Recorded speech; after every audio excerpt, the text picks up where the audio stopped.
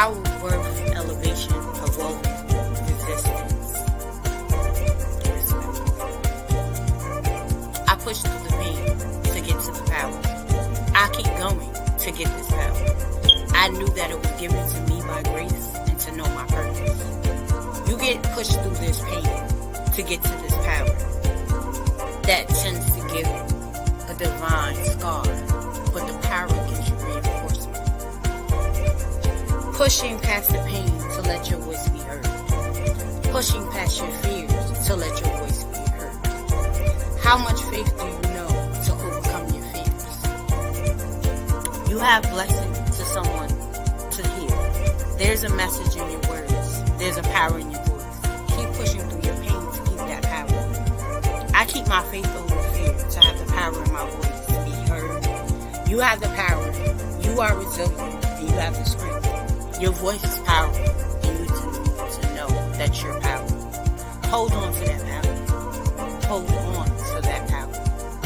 Hold on to that power, which is the power in your voice. Use it to stand by grace. Use it to know your worth. And use it to be ready to show your knowledge. The power in your voice. A platform to be defined, which is inspiring, which is impeccable to give you knowledge, and which is the place to grow, to be walking in your purpose, being very amazing. The power in your voice. Hold on to that. Hello. Thank you for tuning in to The Power in Your Voice. I am your host, Sheen Gadine, better known as the lady behind the mask. And today we have Coach Simon in the building. How are you doing? How you doing? I am doing great, doing great. That is well. That is well. Can you tell everybody where you're tuning in from and what you do? Yeah, I'm Coach K, Carmen Simone, and I am tuning in from the state of Maryland. And I am an abundant living coach. I coach women veterans from the military, and fathers with adult daughters that are trying to have a healthier relationship. So, my overall goal with coaching women, regardless of what they're going through, is to help them overcome the adversities that they're having in life and live the abundant life that they're meant to live. I love it. I love it. So today we are here to talk about the Pursuit of Fearless Living book that you have coming out. Yes. So Mm. tell me, what made you decide to be a part of this project? I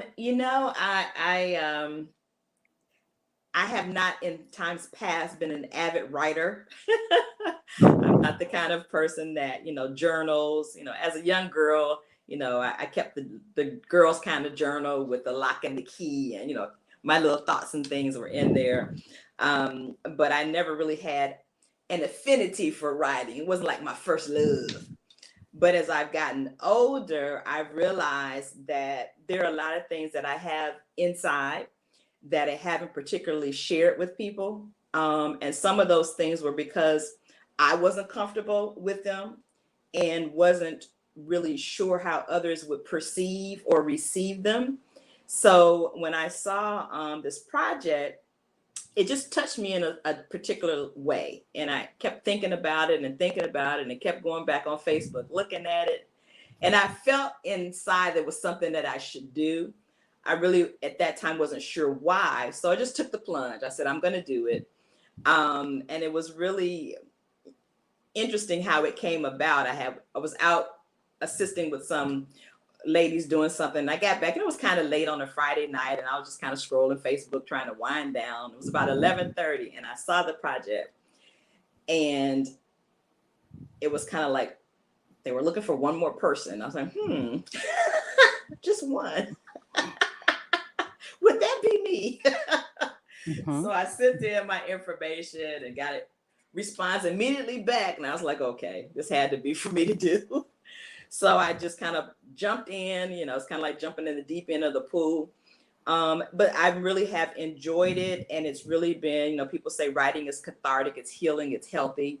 And I really have had that experience. There were a lot of things that I knew about myself, but even through writing, there were things that I discovered and rediscovered. And some things that I have completely forgotten about that really I had not addressed and dealt with.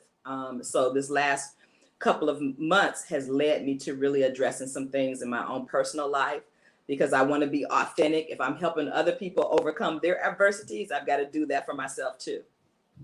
Absolutely. And you're right. Like it is very therapeutic, and you tend to do learn some things, and you've learned some of your challenges as you go through writing, and you know going back to reminiscing on certain memories, especially when we start talking about things. Hmm. So tell me, what is your chapter focused on? So, not gonna tell people the title because we want you to Right. purchase the book. Right. Absolutely. There are other ladies that have some dynamic, awesome stories as well. But basically, my chapter is about my journey from being broken, and we, very many of us can identify with that, to getting to a place where I consciously and in my soul and in my spirit feel like I'm living abundantly. Even though there, life happens, and there are challenges that still yet come, but they're not holding me in a certain place. I'm not stuck in a certain place. My mindset is completely different than it has been in times past.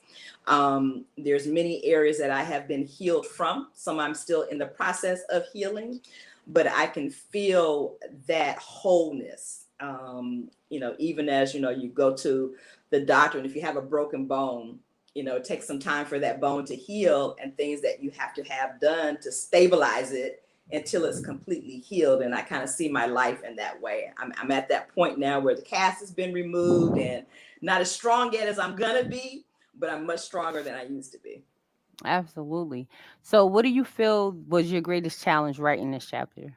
Oh my, writing it.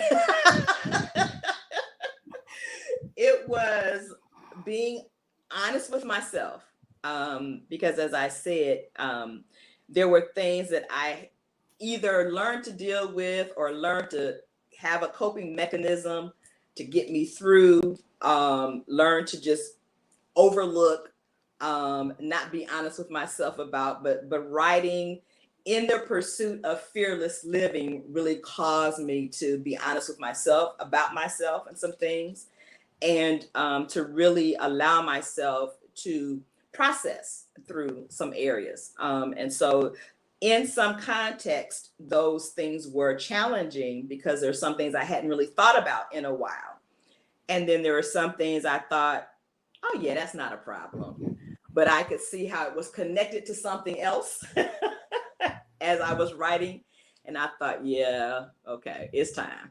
You can no longer pretend like you are a person that has not had some of these challenges, because Right. whether people can see it or not in you, you know that it's within you. Absolutely. And that is an amazing thing. And that's that thing called growth. And Yeah. as you walk through it and write through it, you're growing through it. So I commend you for your growth through that Well, thank chapter, you. Thank you. and the more growth that is to come. Yes, indeed. Yes, So indeed. so tell me, what do fearless living look like for you? It at this point, to me, it looks like when I am confronted or I come up against something that is challenging, not being afraid of conquering it, moving forward, but allowing myself to redevelop or enhance the skills and abilities that I need to be able to move through it. I used to pray, God, just take this away. Right. Now my prayer is, God, get me through it, um, because it may not completely go away, whatever that is, but give me the strength and the ability to get through whatever it is I need to get through. And that then gives me the hindsight to be able to have a structure and a process to get through whatever comes up next. If I did it for that, then I can do it for whatever is in front of me now. And so I'm learning still, how to pursue some things, how to go after some things, but then I'm also learning how to be able to move through, without allowing life to have its control. Absolutely. And listen, we all need to learn about, going through the fire, because a lot of times we try to go around it. We try to, to just ignore Put it. it put it out, but then we cause to just make more fires. Yeah, because sometimes we try to So put it out with the wrong thing. That's like you right. have a kitchen fire and they tell you don't put the fire out with certain things because that's just gonna make it get larger. Yep. So you have to know the things to Yeah, use. we gotta go through it, and sometimes that's our test, and he Yes, gives us this indeed. test, and if we try to avoid it or run from it, it's still coming. We can't hide. So tell me, what is next for Coach K? I, in some part I have an idea, and then the larger portion of it, I have no idea at all. But I love being in that place because it says to me that I am open for God to do whatever it is he plans to do. And I'm not trying to orchestrate and direct him in my life. And so, I didn't think that I'd be doing any anthologies this year, but here I am. That wasn't in my planning. But he knew. He knew that I needed it, and he knew that others needed to be able to read and to hear. So I'm really at this point open to whatever he has for me, and just doing the things that will help me to be as prepared as I can. I would love to do more speaking, to be able to touch women in the ways that he has touched me, and to help them, encourage them, to help support them, and to help them know that we all have various things in our lives. We all have our narratives and our stories, and they're all valuable. They're all important.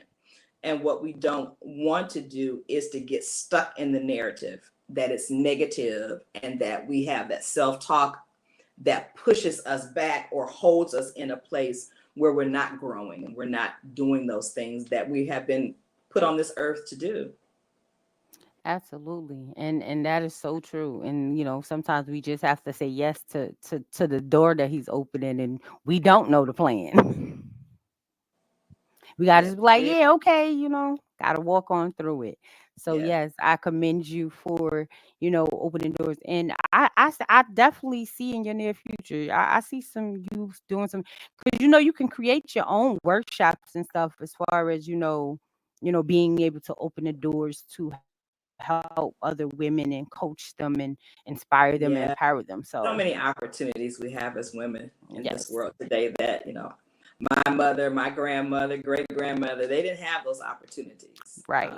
And I'm thankful for being able to, reflect on, many women's stories, because they had the fortitude, they had the resilience, they were going to get through life however they had to get through Right. life. Absolutely. And we learn from one another. Yes.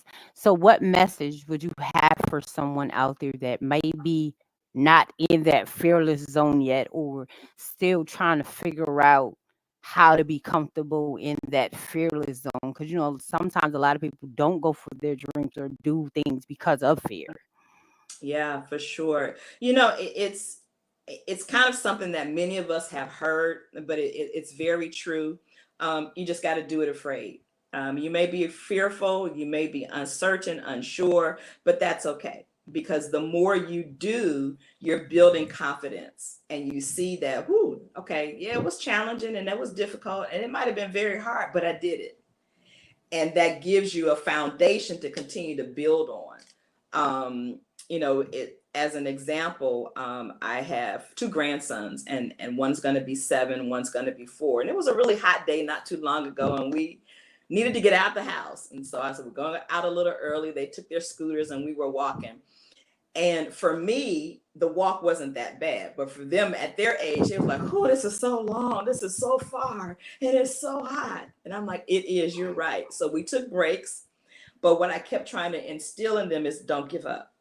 You're going to make it. It's hard right now, you're tired and you're hot, but when we get to the end of this, you'll be able to look back and say, oh, I did it. And sure enough, we did. And the oldest were, yeah, I did. And the youngest was like, I'm glad we're done. But I know that it's something they'll remember, and that's Right. what we have to allow our lives to be. And people are going through some horrendous things, I know, or have gone through. But that is my heart's passion, is to help people see how they can get through, and to help them not forget, and to remember those things that they have already overcome. Absolutely. And it's crazy because, I think back when we couldn't complain walking, like, you better go ahead and keep it moving. And it ain't no stopping, no breaks. But, they're so used to being in a car and traveling. They don't know what it is to just take that walk and have to take that scroll. So I commend you for giving them that value of, yes, it might look like it's a lot, but you still got to keep going, and they Thank will you. remember it Thank and they you. will need it. So absolutely, you definitely needed to give them that lesson. So is there any last words you would like to leave the people about fearless living, your book that's Just coming? to continue to be the person that you know in your heart you're designed to be. And we all have different ways of being in this world. And some of us are going to be more. There's more compartments Right. of us, um, to feed and to give to others. But it doesn't mean that we need to compare ourselves with other people. And so, and that's easier said than done sometimes, but that can be stifling if you compare yourself. Why I'm not doing that? How come I'm not able to get so and so and so and so done? You're meant to do what you're meant to do in this earth. You're meant to be who you're meant to be. So we can stay focused on our lane and who we are and what we're meant to deposit in this earth, then we'll live a life that has value and meaning, no matter what it is that we're doing. Amen. Tell them again. Absolutely. And but that saying reminds me of, how when you're in a race and the horse is just steering straight forward and not looking left and not looking right. And that's what we have to remember to do, to stay in our lane and pursue the purpose of what we need to be doing and not compare ourselves to the outside noise. Yeah, because with social media, it's challenging. You Yeah. see people living their best lives, and they're posting that they're doing this and they have that and they're connected with this person and that person. And it may be true, it may not be true, but it definitely can be a detriment. It's very dangerous for even our young people, because it gives you a false appearance sometimes of what's going on in other people's lives. And so we can try to measure our lives against other people that we don't really have a way of verifying. And sometimes people are very good at being public, but when they're private, they're struggling and Right. dealing with some things that we never know about.